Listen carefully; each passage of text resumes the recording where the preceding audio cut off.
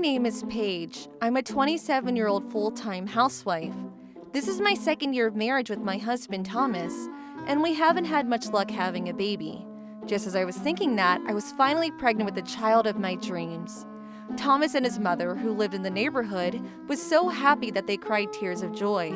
The baby wasn't even born yet, and she was already being celebrated this much. She's going to be so happy.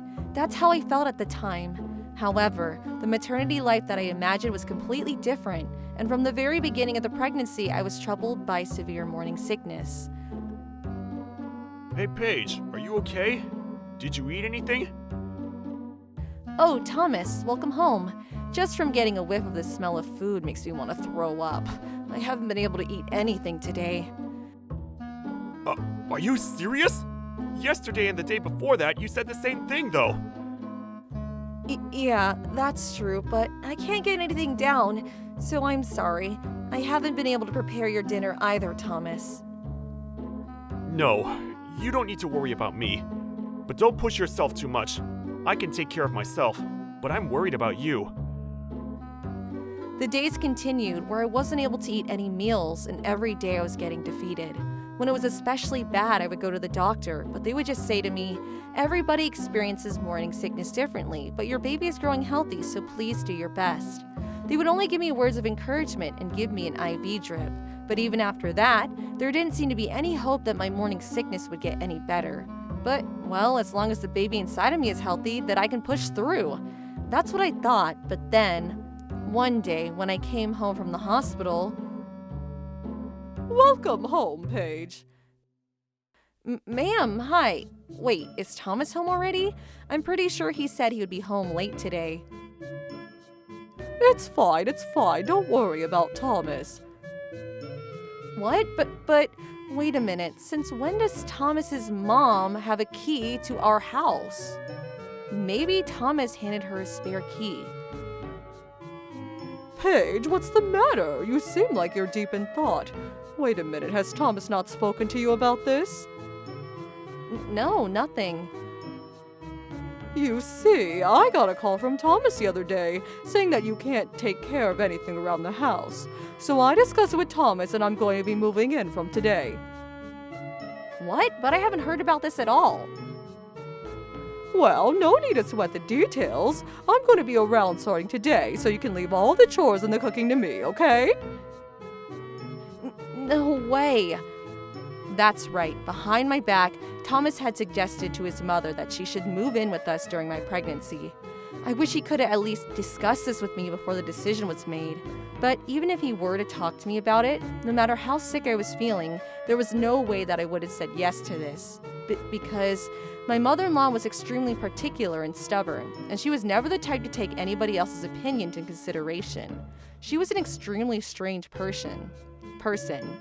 Until now, even though it was a very short distance, we were living separately from her, so I was able to tolerate it. And this mother-in-law, only 8 hours into living together, showed her true nature. That was just past 7 o'clock in the evening when Thomas came home from work. I'm home, Mom. I'm sorry for asking you to move in so suddenly. This woman, she can't do anything around the house, so I was starting to lose my mind. I see, but I couldn't... I totally understand. I spent the whole day observing her today, and this is completely a case of using her pregnancy to be lazy. Lazy. Wait, that's awful. Right? You think so too, right, Mom? No matter how sick you might be feeling, it shouldn't be that hard to at least make a meal.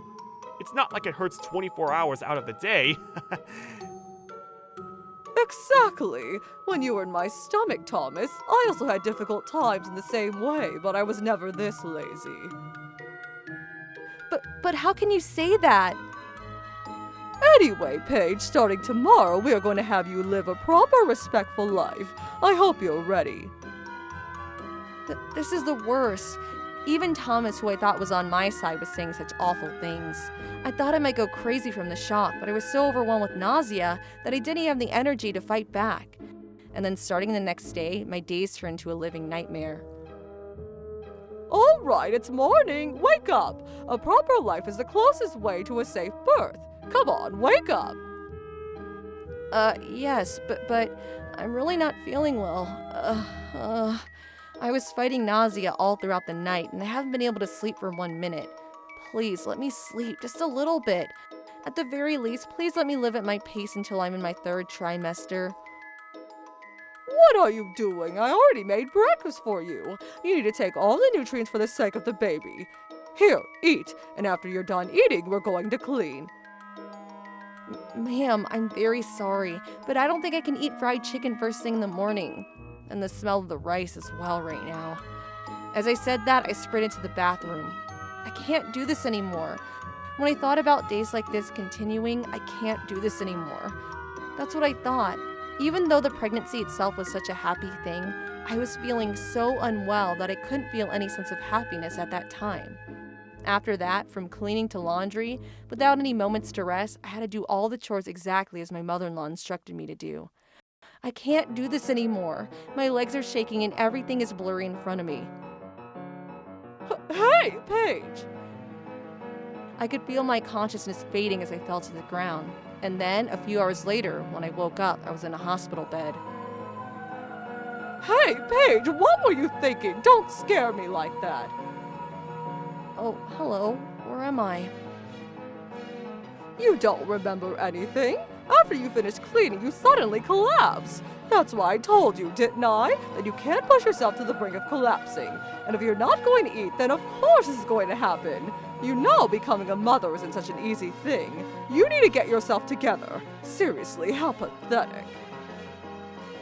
I'm very sorry to cause you trouble, but she could at least be a little bit worried for me. That's what I thought deep down, but I wasn't able to say anything back, and all I could do was sit there in my unhappiness. On that day, I spent one night at the hospital under supervision, and somehow was able to get to the point of walking without getting wobbly. But even after that, I ended up back in the hospital many times because I wasn't able to eat anything. But once my stomach finally started to get bigger, things started to settle down. And just as Thomas and his mother asked, I was able to do the chores as well. Looks like you're finally able to conduct a proper life. Yes, I'm sorry for always causing you trouble.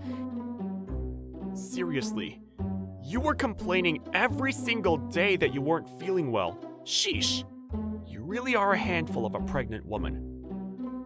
Yeah, I'm sorry. So there's something I wanted to talk to you about. My parents back home were also really worried about my health, and so they suggested for me to come back to their house and give birth there. What do you think? But that being said, after the first month of inspections, I was thinking about coming straight back. Well, if that's what your parents are going to say, then I wouldn't mind. But you better come back before you grow roots over there. Especially because you're married into my family, Paige. That's true. There's a saying that if you spend more than 3 months in the same house, you're going to grow roots there. You need to give birth as soon as possible and come back as soon as possible. Yes, understand. Thank you for your concern. Both Thomas and his mother didn't seem too excited about the idea, but I decided to give birth to my daughter at a hospital near my parents' house. I did have a bad feeling around this time, but with my big stomach, to be honest, I didn't have the capacity to worry about them. Once I got back to my parents' house, I was able to experience a comfort and a happiness that I hadn't felt until then. Thanks to my parents, I was able to experience an extremely relaxing time until I gave birth. And then, about 1 month later,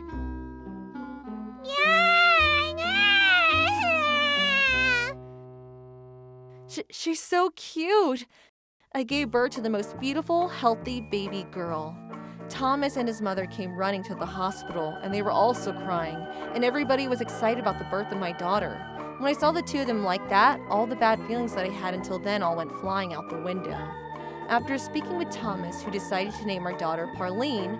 After that, I really struggled with my first baby, and every day I was unable to get any sleep. But no matter how much I looked at her, Pauline was just too cute. I guess this is what happens when you become a parent. And then, as promised, I finished the first month of exams at the hospital, and the day came for me to go back to my own house. My parents both looked sad, but there was nothing that I could do about it.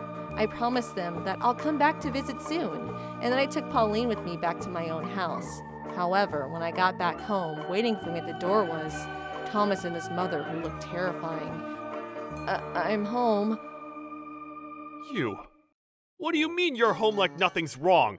You don't even know how my mom and I feel. That's enough of getting carried away. What? Seriously, I don't know who you think you are acting like you're a decent mother and all, but it's clear that you haven't been raising that baby properly at all. Excuse me? Both of you, what's the matter? Hey, wait, these two, what are they saying out of nowhere? Well then, I'm going to be straightforward with you. My mom and I have been thinking this for a long time, but we don't think that you're going to be able to raise this child well at all. That's why my mother and I are going to raise Pauline. So you're going to leave Pauline here and get out! What? Hey, what did you just say? Like I said, can you not hear me? I said to get out! No way. Even if you say that to me out of nowhere. Are you deaf? My goodness. You are going to leave, and you're going to leave that baby here. Wait, there's obviously no way that I can do that.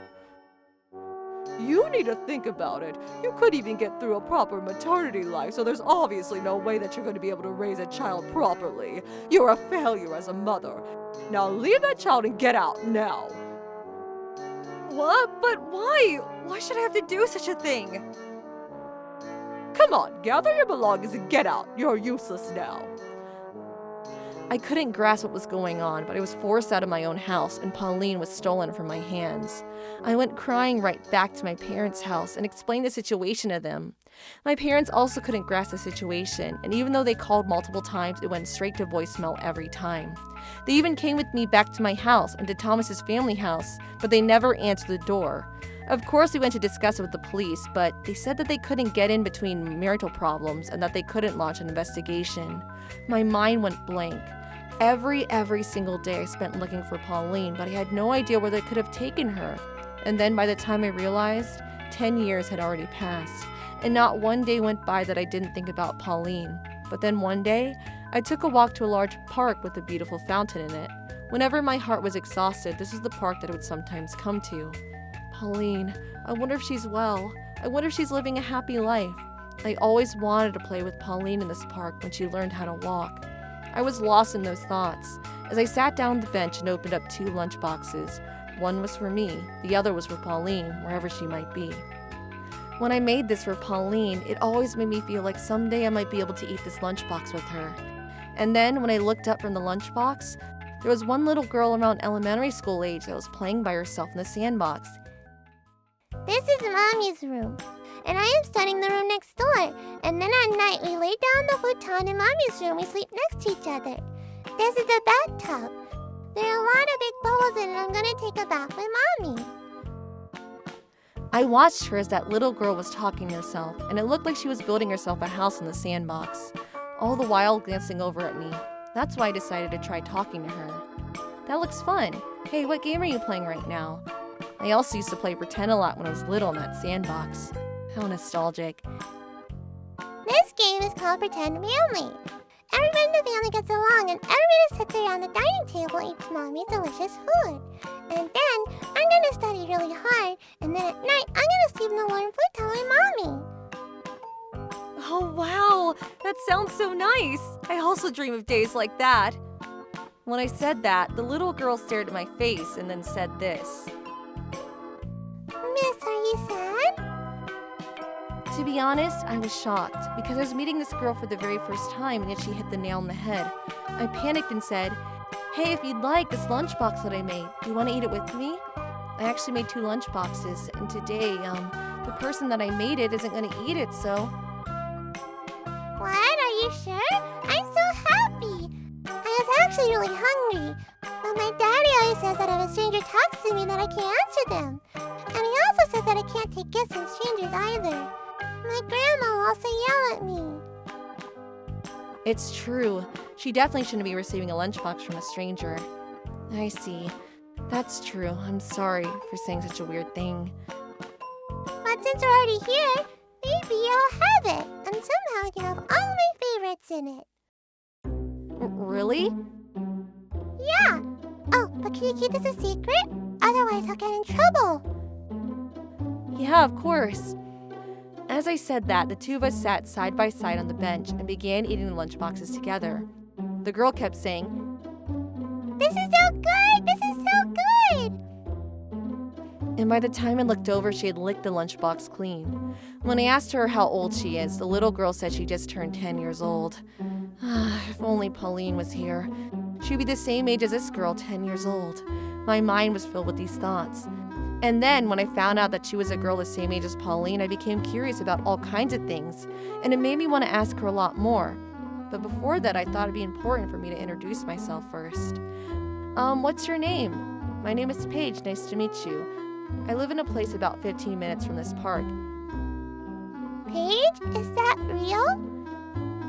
Yeah, it is. It's a cute name, isn't it? Interesting, Miss Paige. Oh, I see. I knew it. You knew it? What? Nothing. Actually, guess what? I also live really close by. That yellow house over there is my house. And my name is, I can't tell you right now. Oh, I'm sorry. That's right. I just got a little bit carried away. I'm sorry for asking you all kinds of things. It's okay, it's fine. Anyway, eventually... What? Nothing, I'm talking to myself. After that, we talked about all kinds of things together. While eating the same lunchbox, the girl told me about her school and her friends, and even about the boy that she has a crush on her. In her, I saw Pauline, and I was able to have a really happy time. But at the same time, Pauline, I wonder if she's like this girl. I'm sure she has to be doing well. That's what I prayed, but then at that moment... Pauline, what are you doing? How many times do I have to tell you you can't become friends with strangers? My goodness, you never listen, do you? What? Pauline? Wait, did she just say Pauline? I looked over the familiar sounding voice. I wasn't surprised to see the devil standing there that I didn't want to see. What? Wait a minute. Is that you? Wait, Paige, what are you doing here? What do you mean? I should be the one asking you. As soon as she saw my face, my former mother-in-law suddenly started to panic. She looked like she might spit out bubbles and pass out on the spot. And then perhaps Thomas must have thought it was strange that Pauline and his mother weren't coming home, because he came running to the park to check on them. Wait, Paige? What are you doing in a place like this? That's right. The two people who had disappeared from me 10 years ago suddenly reappeared in front of my eyes. I was so shocked that I thought I might crumble, but I pulled myself together and said this. The words that had been boiling inside of me for 10 years. Oh my, long time no see. I looked for you for 10 years every day, but I never could have guessed that you actually lived in the neighborhood. Without even getting a divorce from me, I'm amazed you were able to continue with this line. In some ways, I respect it. Paige, what are you doing in a place like this? I told you 10 years ago, didn't I? That you're a failure as a mother? That you have no right to raise a child? That's right. Even if you show up now, it's too late. And even Pauline is living very happily with us. That's why don't you dare try to destroy our lives. That's right. You're in the way. Go home. We're going to make sure that Pauline is raised to be a good woman and said that she marries into money. That's right. You better not get in the way of our plan now. Now, if you understand, get lost. We already have plans to have a very easy and comfortable life in the future when Pauline marries a rich man. Whoa, what on earth are they saying? No matter how much time passed, I only ever thought about Pauline's happiness. And yet these monsters, even after 10 years, are only thinking about their own happiness. I'll never forgive them. Looking at these two selfish people in front of me, I thought that my organs might boil from anger. But then when I glanced over at Pauline was just staring at my face with a very straightforward, serious gaze. This girl is my sweet little Pauline. When I looked at her face, I couldn't help but to be overwhelmed with sadness for the environment that Pauline was in right now. But what am I supposed to do? Was there anything that I could do? That's what I thought, but then it was at that moment. Hey, Daddy, Grandma. This woman is my mommy, right? I can tell by looking at her. She's a really nice person. I talked to her and I know that she's a good person, but then why are you guys being so mean to her? Pauline's words were so unexpected that Thomas and his mother both went pale. His mother went panicked and tried to come up with a new excuse to get Pauline back on our side. Well, Pauline, you see this woman. When you were born, she left you at home and she walked out. She's somebody who gave up on being a mother. Do you understand? Unfortunately, this is the truth.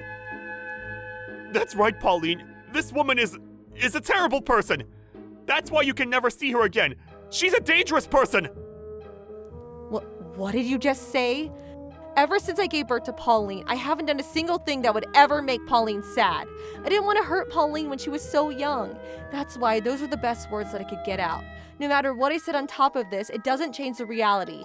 In that case, I just need to hold it in. That's what I thought, but right at that moment, unexpectedly, Pauline gave them the defeating blow. That's my daughter. Well then, as for what happened to my selfish husband and his mother, please have a look. When Thomas and his mother saw this fateful reunion of me and Pauline, they were flustered. They must have known that no matter what they tried to come up with, that it would only sound fake and forced. They were both sweating and shaking. But then, that was when Pauline said this. That's a shame, even though I gave you guys a chance, Daddy and Grandma. What?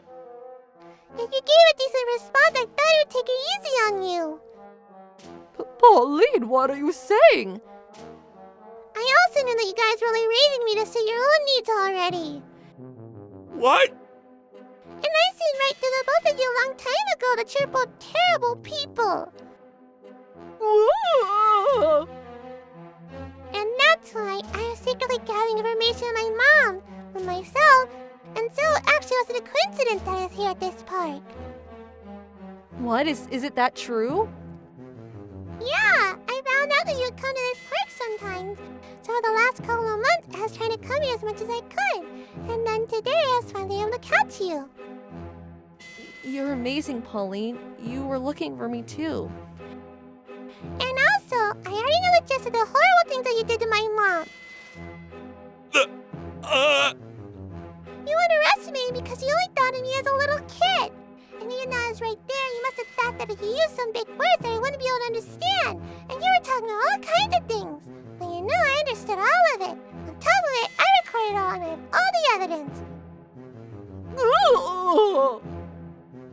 I've actually already gone to Child Services, and Child Services then introduced me to a lawyer to represent me. I already done all the procedures so that I can live with you, Mommy. Pauline. When Thomas and his mother heard this, their pale faces became even more pale, and they were panicking and hyperventilating. And so I also made up my mind, because I don't want to be separated from my sweet Pauline anymore. I'm going to drop these two to hell, and I'm going to live with my life with Pauline from now on. Hey, I'm going to sue the both of you, and I'm going to fight till death, so you better be ready. Well, you did all this to yourselves anyway. Mommy, let's go back to your home. When we get there, you have to introduce me to my family at home. Yeah, well then, let's go. Those are my last words, and I left the park with Pauline and headed back to my parents' house. Behind me, Thomas and his mother-in-law were screaming and throwing a tantrum, but we ignored them. That night, Paige and I took a bubble bath together, and we slept in the same futon together. I'm so happy that I get to sleep in the futon with you, Mommy. Pauline, your mom is happy too. I never could imagine that I would see you in the park in 10 years, but it looks like you and I were always connected. That's right. I always only thought I'd be able to find you one day. Pauline, that reminds me. You were playing in the sandbox about sleeping in the futon with your mom and also taking a bubble bath. Isn't that what you were saying? Yeah, I was, because that was my dream. But I didn't think my dream would come true this fast. I know. Pauline, from now on, come over. We're going to be together forever. I love you from the bottom of my heart, Pauline. Not long after that, I was finally able to officially divorce Thomas. And from Thomas and his mother, I collected everything that I could, from a settlement fee to child support fees. Now I heard that they are riddled in debt and that they're living in a rundown apartment while working a job that the debt collectors introduced them to. Looks like they're still together, that mother and son. Take that! Well, a lot happened, but right now I'm the happiest I've ever been. And I'm gonna make Pauline the happiest girl in the world.